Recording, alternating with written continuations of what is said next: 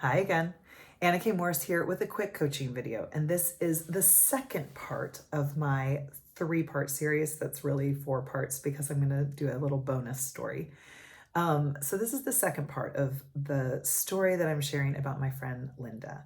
So if you watched the first video, you know that we met literally in Costa Rica, got to be friends in Costa Rica. And I forgot to mention that I dyed my hair really dark, and I was at the pool like waiting for Linda. I got there really early, and forgot to tell her that I had dyed my hair. So I see her like walk by several times, and I'm like, why isn't she stopping? She literally didn't know who I was because I dyed my hair so dark. So anyway, if you do that, make sure you tell the person that you're dyeing your hair. But anyway, okay, so the second part of the story and the coaching that I want to share with you is to admit when you're wrong. So with any good love story, whether it's a romantic love story or a friendship love story, which is the friendship love story in this case, there are ups and downs, right? And Linda met me when I was going through like my big kind of awakening. If you've watched any of my videos, you've heard me refer to like 15 years ago, I started journaling. So I met Linda around the exact time that I started unraveling my whole life, my career, my romantic relationship, the city that I lived in, what I did for fun, right? Like I reinvented my whole self because I had built myself based on what I thought I should be doing.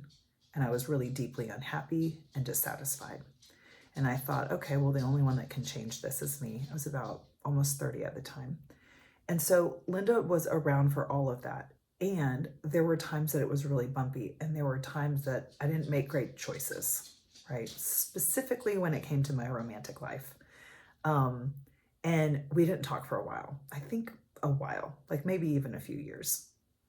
And I remember when I was kind of starting to come back into myself, like 2011, something like that. Like there were a couple of years of like, it was just kind of messy, to be really honest. And I wasn't dating the people that I was just all over the place because I was like a kid learning how to be me. And I give myself a lot of grace for that. And I really so appreciate that Linda did too, because when we did, reconnect, I was brave enough to ask her like, hey, so we haven't talked in a while. Like, what was it? What happened exactly? She was like, well, there was just always a lot of drama with you.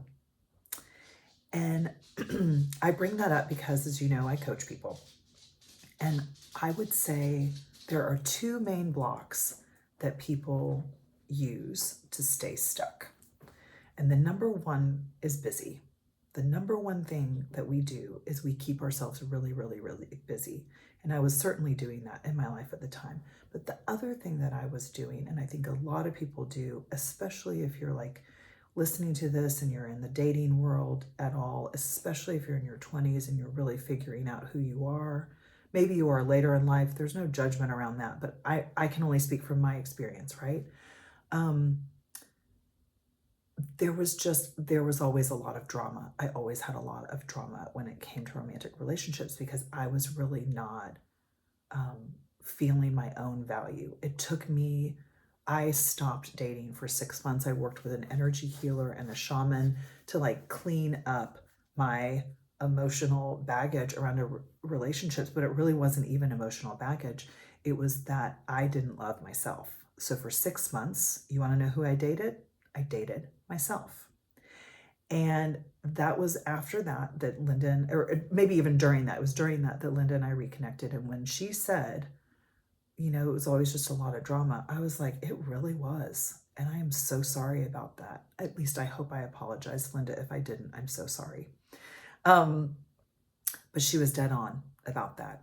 And it's exhausting for yourself and it's exhausting for the people around you. So the coaching of this video is to just admit when you're wrong. Like I'm so proud of the fact that I could even ask her, hey, what was it that happened? And when she gave me that feedback, I was like, yeah, I was just really kind of messy at that point in my life. And I can see where that wouldn't have felt very good to be around.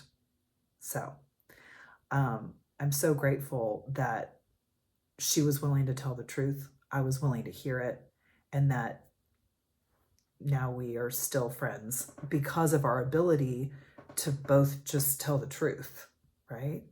And I think that's the makings of any good friendship.